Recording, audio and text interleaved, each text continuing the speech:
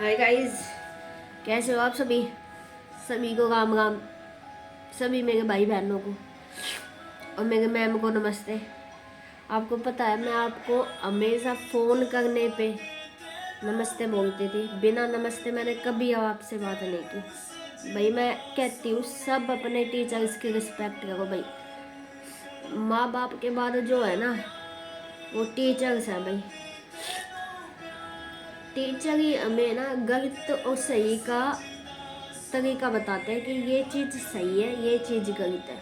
वो हमें स्कूल में जाके ही पता लगती है। माँ बाप हमें बहुत अच्छे संस्कार देते हैं, मैं कहती हूँ इस बात को। माँ बाप भी हमें सिखाते हैं, बट जो सेकंड चीज़ जिससे हमें ज़्यादा समझ में आ जाए ना, ऐसा नहीं है, मैं ये नहीं कह रही माँ बाप से ज़्यादा समझ में आता, माँ बाप से भी समझ आता है, मैं ये कह रही हूँ। बट जो स्कूल जाके जो हमें शिक्षा मिलती है ना, और जो टीचर का सपोर्ट रहता है बच्चे के साथ, टीचर छोड़ो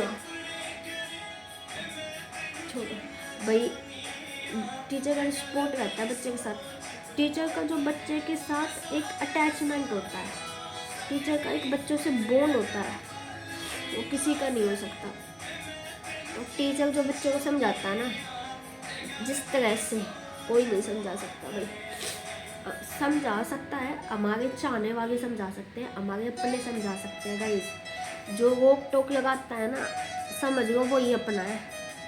जो रोक टोक नहीं लगाता ना, उसके मतलब सारे कहीं जाओ, कोई लेना देना नहीं होता उनको। ये रहता है बच्चा बिगड़ रहा है तो बिगड़ने दो, अपना क्या जा रहा है। नहीं, जो रोक टोक लगाएगा ना, जो तुम्हें जिसकी चीज़ों से दिक्कत होगी, मतलब तुम्हें ये लगेगा भाई ये मेरे ऊपर इतना रोक टोक क्यों लगा रहा है, ये मेरा दुश्मन, वो तुम्हें दुश्मन लगेगा। जवानी की एज में 19, 20, 21, 22, 18 की एज में, 15, 16 की एज में भी।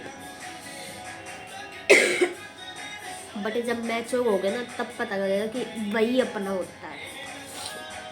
वो चाहता है कि जो ये इंसान उस चीज़ को फेस ना करे जिसमें इसको दिक्कत पड़ सकती है, वो हमेशा आपका सच अच्छा सोचेगा।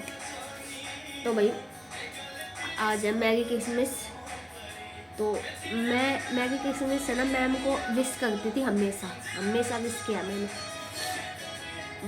3-4 सालों से बंद है, उससे पहले बहुत विश किया है, बहुत विश करती थी। तो मेरे को आज भी याद है, मैं छोटी क्लास में थी, मैं पेज बनाते थे हम, पिन का पेज फाड़ के उस पर नेम एक साइड में, हमें ना पता नहीं 101 या 203 ऐसे कुछ नेम लिखने होते थे, वो कंप्लीट करने होते थे क्रिसमस तक, ताकि हमारी विश पूरी हो जाए और इनकी विश भी पूरी हो जाए जिनके नेम लिखे हुए हैं। रुक जाओ गाइस, बस सॉन्ग चेंज कर।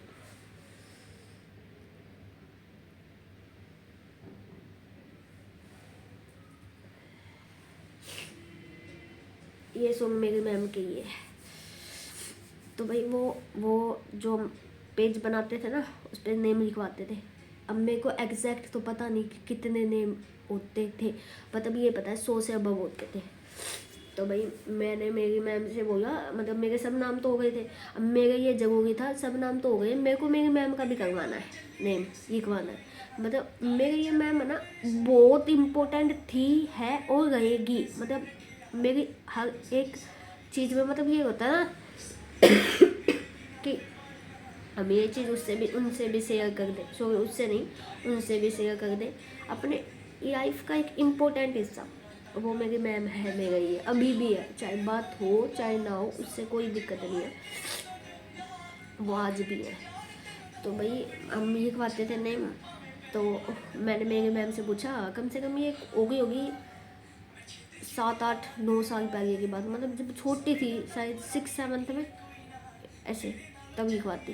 तो मैंने उनसे पूछा, मैम आपका नेम लिख दूँ मैं, और आपकी क्या विश है, तो आप अपनी विश बताओ, मैं इसमें लिख दूँगी और साइन कर दूँगी आपके नेम से।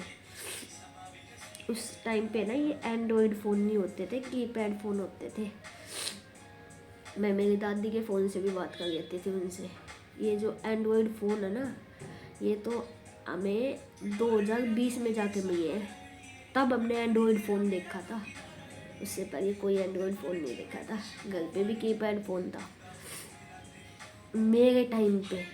मेरे टाइम पे कीपैड फ़ोन था, उसी से। और उस टाइम का माहौल भी इतना अच्छा था गाइस कि वो कीपैड फ़ोन भी इतने अच्छे लगते थे कि मैम से बात हो जाती थी।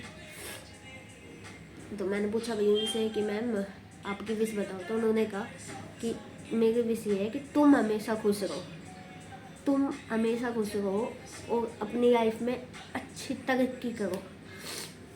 तो उन्होंने पूछा तुम्हारी विश क्या है? तो मैंने बोला मेरी विश ये है कि मैं ये नाम सब इस वजह से ही कर रही हूँ ताकि मेरे पापा की आत्मा को शांति मिले।